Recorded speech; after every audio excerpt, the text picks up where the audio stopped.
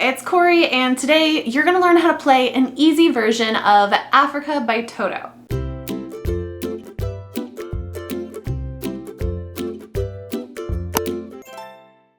Kind of a general overview. Today we have 8 different chords, and we are going to be using a really simple strumming pattern of just playing on the beat for the majority of the song. But then I'm going to show you a little bit of an extra strumming pattern that you can add that's totally optional to give some more stylistic elements to the song to make it sound more like the actual recording. As another note, we did lower this song by a whole step, so if you want to be able to play this version of the song with the recording, all you need to do is put a capo on the 2nd fret, and then you'd be good to go.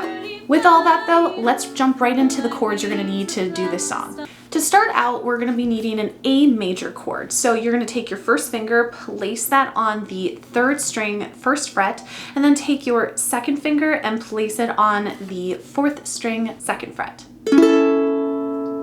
We're also going to be using a B minor chord, and the shape I'm going to show you for the B minor is actually the same shape we're going to be using for another chord, so really work on getting this shape down. What you're going to do is take your first finger and you're going to bar all across the 2nd fret.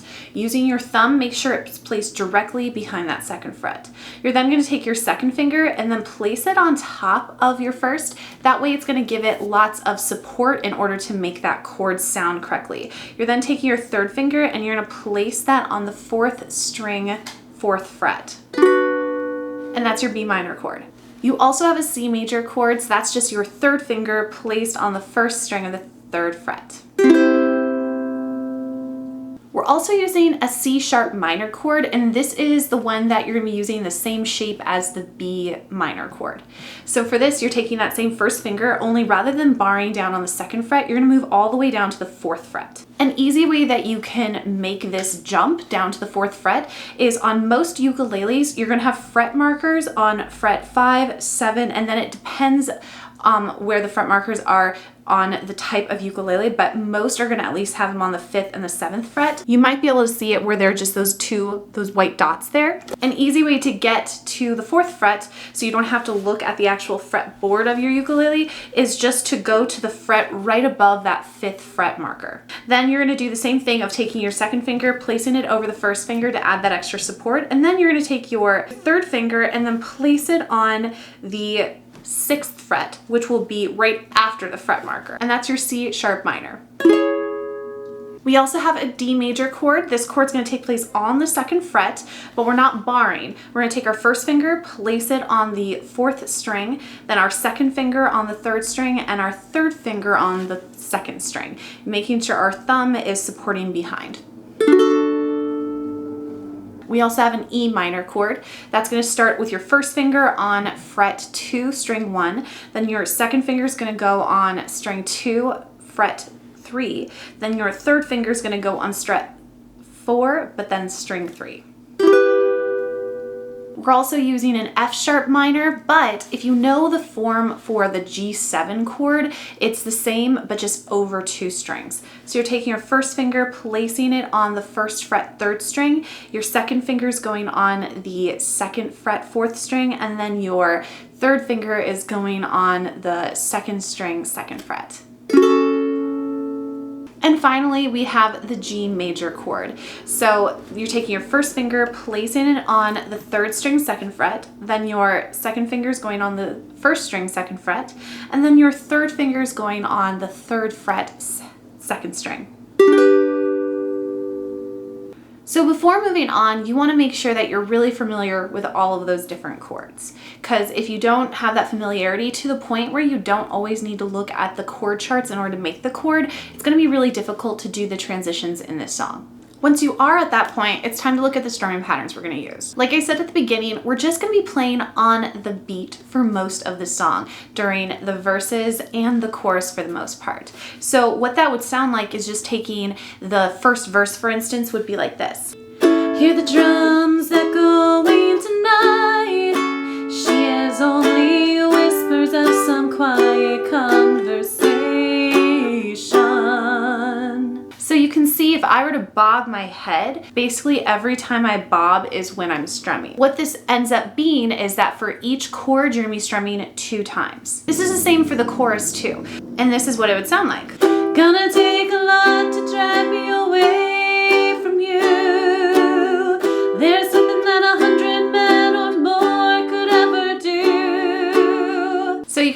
But again, I'm just strumming each chord twice and then moving on. Now this is going to be the same except for in one section of the chorus, which at the very end when we're on had, you're going to only strum once on the E minor, G, and B. This is what that's going to sound like.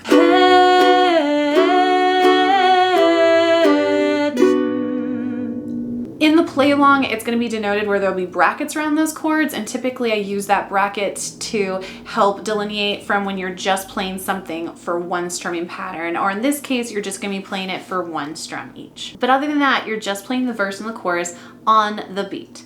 Now, the thing I said that we're going to add to make it a little bit more stylistic to the song takes place multiple times throughout the songs in the verses. This is completely optional. I really do think it adds something a little bit extra. So what I would recommend is practice through the song many times, just playing on the beat for the entire thing. And then once that's really solidified and you're always making sure you're getting your transitions really well, then you can work on adding this to the song so it has that little bit of extra stylistic flair. What this is, and we're just going to use the intro to demonstrate it, it's so that really great piano part that you hear in the song. What I'm going to tell you is purely a recommendation for a strumming pattern. If you can imitate the same rhythmic strum using a different combination of up and downs, that's totally fine too. You could do this entire thing just on downs too. So if that's easier for you, do that. But this is what I think is easiest and most economic with strumming. So if you were to break it into smaller pieces, you have a down, up, down, and then an up, and then down, down, down, and then you change to the B minor with that last down. So all together, you have the down, up, down, down, down, then down again on the B minor. And during the play along, you might even see that I'm using slightly different strums. Again, the goal here is that you are just imitating that rhythmic pattern. So what you're gonna do with this is you're gonna play this 4 times in the intro section. Then in the verse, whenever you get done with a phrase, you'll go back to that on the G to B minor. Basically, anytime you are playing a G and the B minor in the verse section, when those are right next to each other, you're gonna be doing this pattern. In the play along and in the song sheet, I have a little asterisk next to it to remind you that's where that's happening. So for instance, if I were to play the beginning of the verse, this is what it would sound like. You hear the drums echoing tonight. She is only whispers of some quiet conversation.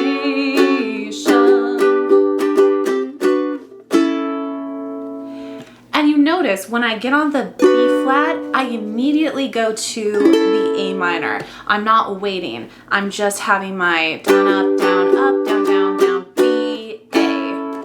That's really important in the verse because if you add too much of a space there, it's not going to stay on the beat and consistent, and that's kind of a big driving force of the song. There's one part in each of the verses which you could add this pattern as well, but I find it to be pretty difficult when also singing the song. So it's an extra optional thing that you want to do if you want to challenge yourself even more with this song. During the play along though, I will just be playing this section on the beat and not playing it with the pattern. Where I'm talking about is at the very end of the verse sections, and this is in verse 1 and in verse 2, where you have the hurried boy, I'm waiting there for you, or frightened of this thing that I've become. So during that section, we have another G followed by a B minor. For that, you could do the down, up, down, up, down, down, B as well. However, what you're going to want to remember for that section then is if you're not going to be doing the down, up, down, up, down, down, down, B minor, what you're going to do here is rather than playing that G 2 times, you're going to play it 3 times.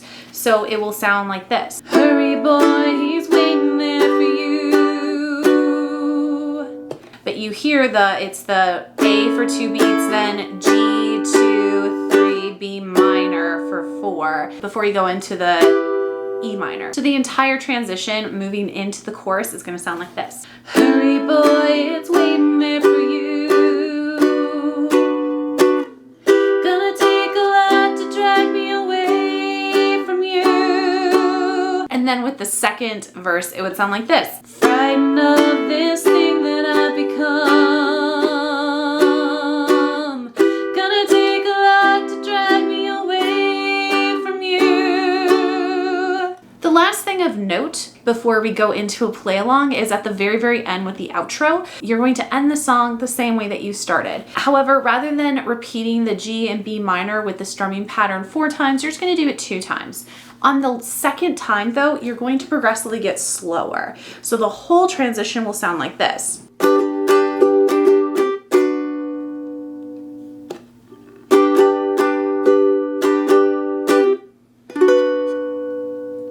So notice that I slow down progressively when I'm getting to that B minor and I just let it ring. When doing this kind of method, when you progressively get slower, what's really important to remember is you want to keep everything even as you're slowing down gradually. You don't want it like to be really slow right away at the front. You want that gradual slowing down of what you're playing. So just keep that in mind as you're practicing. Your beats that you're counting will still stay consistent with the progressive slowing down of the tempo that you're using. With that though, let's give it a play along to see how everything fits together. 1, 2, here we go, and